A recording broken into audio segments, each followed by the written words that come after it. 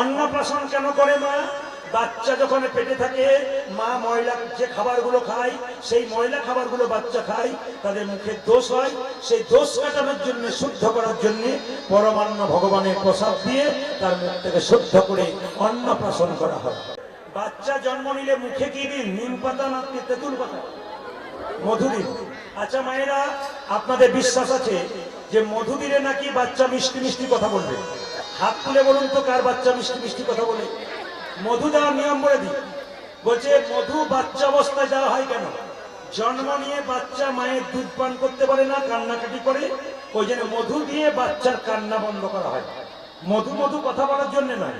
তাহলে কোন সময় মধু দিলে আপনার বাচ্চা মিষ্টি মিষ্টি কথা বলবে? বলবো না, বাদ দিয়ে দেবো। আর একবার বায়না করবেন, তারপর বলবো। না না, আমি তো না বলে যাবোই না। 21 দিন পর, অসহ্য গৃহ থেকে 1 মাস পর আসেন না, ওই সময় যদি স্নান করিয়ে কেউ ভগবানের মন্দিরে বাচ্চাকে মধু দেয়, তাহলে নাকি বাচ্চা মিষ্টি মিষ্টি কথা বলে। কোন সময়?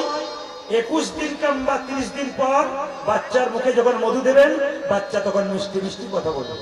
আর একটা সময় দিলে ভালো হয়, অন্নপ্রাশনের সময়। আপনার বাচ্চা বাড়ির যদি খুব চঞ্চল হয়, আপনি বৃহস্পতিবার দিন রঘুনন্দনের জন্ম, আপনি বৃহস্পতিবার দিন আপনার বাচ্চাকে সকালবেলায় স্নান করিয়ে 10টা-11টার দিকে স্নান করিয়ে তুলসী মন্দিরে বসিয়ে তুলসী পাতা দিয়ে একটা বাতাসা দিয়ে জয় গোপীনাথ বলে খাওয়াবেন। প্রতি বৃহস্পতিবার একটা করে বাতাসা কিংবা হাফ বাতাসা খাওয়াবেন। 1 বছর খাওয়াবেন, আপনার বাচ্চার চঞ্চলতা দূর হবে, আপনার বাচ্চা স্থির হবে।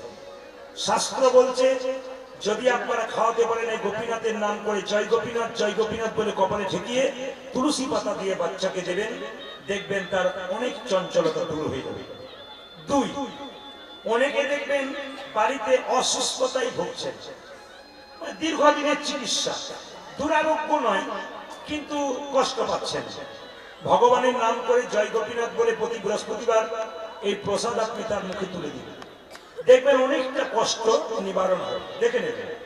3, বাড়িতে অনেকের অশান্তি লেগেই আছে, শান্তি প্রতিষ্ঠা করার জন্য তুলসী গাছের নিচে এই বাতাসাটি নিয়ে গিয়ে গুঁড়ি করে ভেঙে দেবেন, প্রতিদিন জল দেবেন, প্রতি বৃহস্পতিবার তুলসী মঞ্চে বাতাসা দেবেন, দেখবেন 1 বছরের মধ্যে আপনার বাড়িতে শান্তি ফিরে আসে।